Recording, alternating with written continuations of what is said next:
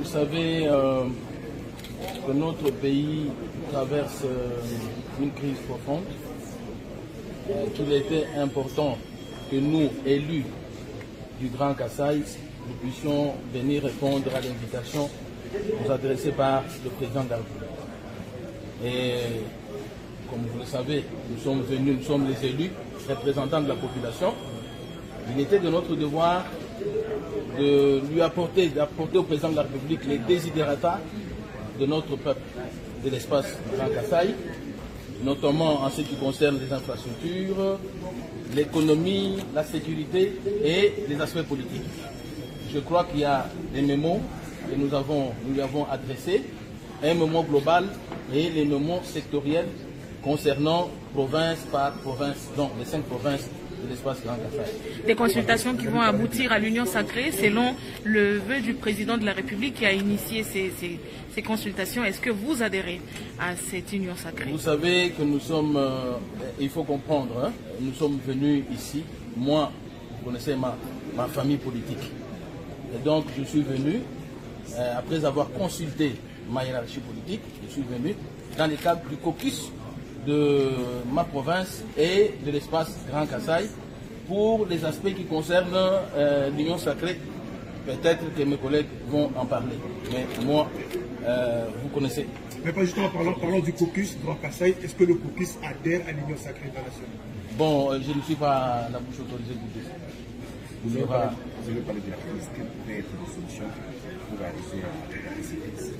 Bien, moi je pense que nous devons privilégier la paix en tout état de cause, parce que sans la paix, on ne peut pas construire cette grande nation. Donc le Congo est tellement précieux que la paix est un facteur indispensable pour pouvoir le développer, pour pouvoir aller de l'avant. Merci. Nous avons examiné ensemble avec le président de la République et nous avons constaté qu'il y a des bras séculiers qui ne permettent pas que le président fasse bien son travail. Il s'agit du Parlement et du gouvernement. Eh bien, nous avons dit clairement au président de la République que quelques individus ne peuvent pas prendre 80 millions de Congolais à l'otage. Le bureau de l'Assemblée nationale doit tomber. Les députés qui sont membres du FCC, ce sont des Congolais. Ils ont pris conscience et ils ont bien lu la Constitution et accepté que le mandat impératif est nul. Ils vont agir en âme et conscience pour voir les choses dans la même direction que le président de la République. Donc le bureau de l'Assemblée qui ne travaille pas pour les comptes du pays, ce bureau va tomber. Et le gouvernement aussi, nous tous nous avons vu ce qui s'est passé avec le Premier ministre. Donc ce gouvernement également doit tomber pour que le président ait de bras séculiers qui voient les choses avec lui dans la même direction pour que les choses puissent avancer. C'est l'essentiel. Nous sommes tout à fait d'accord pour l'union sacrée. Nous sommes un regroupement de plusieurs Congolais autour du président pour la refondation de la gouvernance. Donc nous sommes tout à fait d'accord. Nous sommes partants. Alingala. Nous venons de nous entretenir avec le chef de l'État et nous avons amené notre modeste contribution à sa demande en ce qui concerne les consultations qui sont en cours.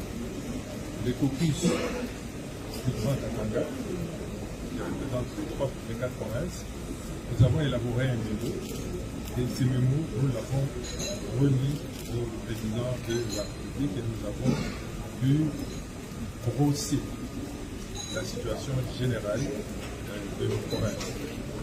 Cette situation se focalise principalement sur la crise politique et cette crise se fait sentir dans le vécu quotidien des populations, étant donné que l'économie ne marche plus, étant donné que les travaux qui devraient être entrepris par l'exécutif ne fonctionnent plus. Et nous passons donc une crise qui est multiforme. Nous avons fait des propositions Et nous sommes surtout appesantis sur l'insécurité qui se vit dans nos provinces. Et nous avons également parlé de l'économie et du finance, notamment en ce qui concerne la situation calamiteuse des entreprises portefeuille qui doivent absolument être régularisées.